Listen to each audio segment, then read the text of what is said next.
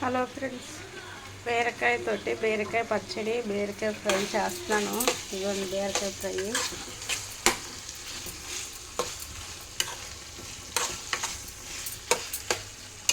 బీరకాయ పచ్చడి దీంట్లోనే బీరకాయ తొక్కలు ఉంటాయి కదా, చెక్కు తీసేసినవి. ఆ చెక్కు తీసింది వచ్చి సన్న ముక్కల కింద కోసేసుకొని కొంచెం ఎండుమిరపకాయలు వేసాను.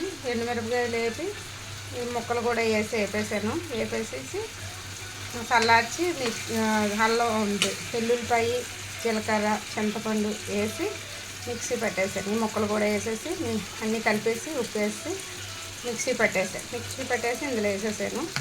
వేసాక ఇదిగో తాలింపు వేస్తున్నాను. ఒకసారి చూడండి. తాలింపులోకి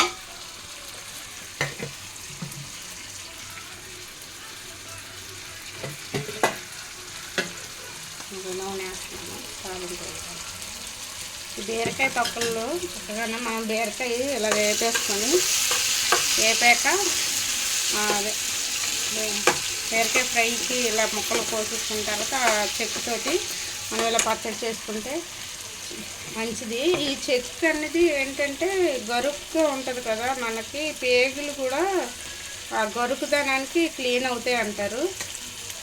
బాగా మంచిగా ఉంటాయి, పేగులు శుద్ధిపరుస్తుంది అంటారు. తాలింపులు వేస్తున్నాను.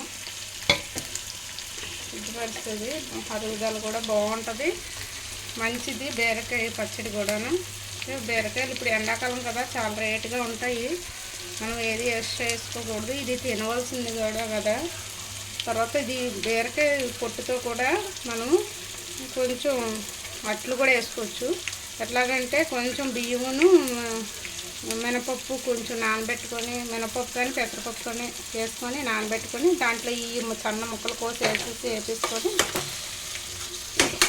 సన్న ముక్కలు కోసి వేసేసి మిక్సీ పట్టేసుకొని అవి వెంటనే పొలవకూడదు, మళ్ళీ అప్పటికప్పుడే వేసుకోవాలి. పులిస్తే బాగోదు.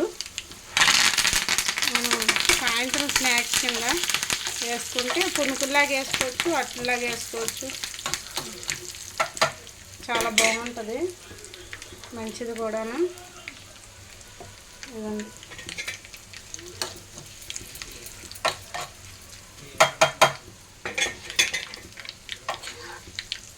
వేగిపోయి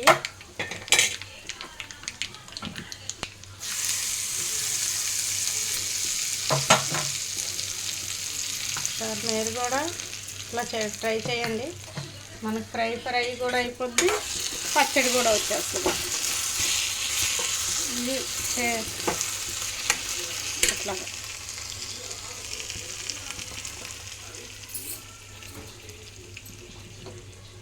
నేను ఒక్కోసారి అట్లకి ఇలాగ వేస్తాను, ఒక్కోసారి ఇలాగ పచ్చళ్ళలో చేస్తాను. మంచిదని చూడండి. అలా కూడా మీరు కూడా ట్రై చేయండి, బాగుంటుంది. మనం చేసుకుంటే తినడానికి బీరకాయ పచ్చడి బీరకాయతోటే చేయక్కర్లేదు, పొట్టుతో కూడా చేయొచ్చు. ఒకసారి ట్రై చేయండి. ఇది రెండు కలిపి చేశాను. ఇది ఫ్రై, ఇది పచ్చడి.